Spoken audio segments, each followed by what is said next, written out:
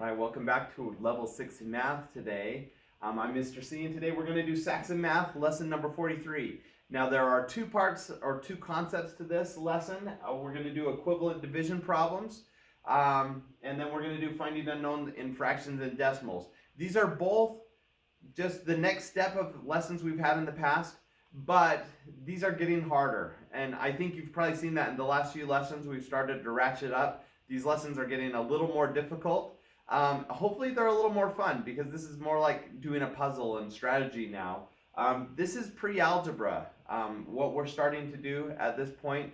And so dealing with unknowns, that's what you'll do in algebra and pre-algebra. So this is really easy stuff compared to what you'll do in 3 or 4 years, but you'll use the same process that you're learning right now. So it's so important that you understand these concepts now, because math for the next several years is going to build on this. All right, let's start with our equivalent division problems. The following division problems have the same quotient or answer. So if we solve these, they both have the same answer.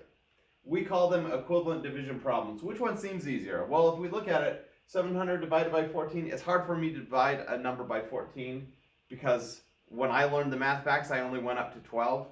But I can do 7 pretty easy. In fact, 35 divided by 7 is 5. So if I just add a 0 to that, that would be 50, right? So I can do that pretty easy. So we can change that first one, 700 divided by 2, into the 350 divided by 2, simply by dividing that by 2, right? So 700 divided by 2 is 350. 14 divided by 2 is 7. Then it's easier to solve the problem. So we can take that, we get our 350 divided by 7, and we can, I'm showing you just how to get this to that. It's just dividing the numerator and the denominator by 2. And if we wanted, we could even take that further in other problems. So we can do it that way. We can also do it the opposite way by multiplying the dividend and divisor by the same number. So if we have 7.5, if you can do mental math and think of 7.5 times 2, that equals 15. Some people can do that mentally. The other way to do that is 2 times 7 is 14 plus 1 is 15. So this is 15 halves. And if we have 15 halves divided by 1 half, then we could think, they both have halves in the denominator. Let's just multiply that by 2. And then it's just 15 divided by 1. That's way easier to do, right? So we take 7.5 divided by 1 half. We multiply both of them by 2. So 7.5 times 2 is 15. 1 half times 2 is 1. And then we just get 15 divided by 1, which of course is just 15. This might seem a little complicated. Just teaching it to you, it seems complicated. Once you practice it a bunch of times, it's going to be easy. So don't sweat it. We're going through the basic idea right now, and then you'll practice it in your homework. Form an equivalent problem for the division one below, then calculate the quotient. Basically what we're doing here is we're reducing, but you just have to reduce each side by the same. So if we took 1200 and 1600, I just want to divide that by 2. It makes it easier because I can do 8 better than I can do 16. So if I divide it by 2, then I get 600 divided by 8. That's way easier to solve. So I can even set that up, instead of setting up 1200 divided by 16, just set up 600 divided by 8. Then I'm still going to do my long division. I'm going to get 75 for the answer, but that's going to take me fewer steps than doing that. So in the first step, if it's easy to divide both of them by 2, an equivalent fraction, then let's do it. Okay, the flip of that, of course, is multiplying. And if we see both of these are things that can be multiplied by 2, which we do because they're halves, 7.5 times 2 is going to be 15. We already practiced that one. 2.5 times 2 is 5. And again, if you can't do that just with mental math right now, you can change them to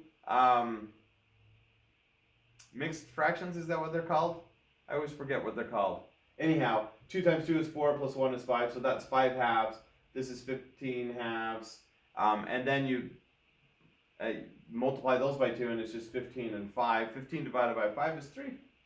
So we can just set those up. 7.5 times 2 is 15. 2.5 times 2 is 5. 15 divided by 5 is 3. Right now, the important thing is that you show your work. All right? We want to see that you show the different steps in doing this, because it can get pretty complicated pretty quick. All right. Now, since lessons 3 and 4, we've been working with unknown numbers. We've been doing that with whole numbers. Now we're going to try it with decimals and with fractions. So here's one with a decimal. D minus 5 equals 3/2. Of course, if we have an unknown number and something else on that side of the equation, we got to get rid of whatever's on that side of the equation. So we do that by finding the opposite of that. So the opposite of -5 is 5. So we add 5, then we'll have D all by itself. If we add 5 on this side, we have to also add 5 on this side. So we're going to solve for D by adding 3.2 plus 5. 5 plus 3.2 is 8.2. And these ones are great. I love this part of pre-algebra because you can easily check your work. You now have the answer. D equals 8.2. So you just plug that back in. 8.2 minus 5 equals 3.2. Yep, it does. So it checks out. And that's what they've done here, is just check their work. All right, now we have a fraction. F plus 1/5 equals 4/5. Well, to get rid of that 1/5, so F's by itself, we just subtract 1/5 from this side of the equation. Then it's just F. We also subtract 1/5 from this side of the equation. 4/5 minus 1/5, it's just going to be 3/5.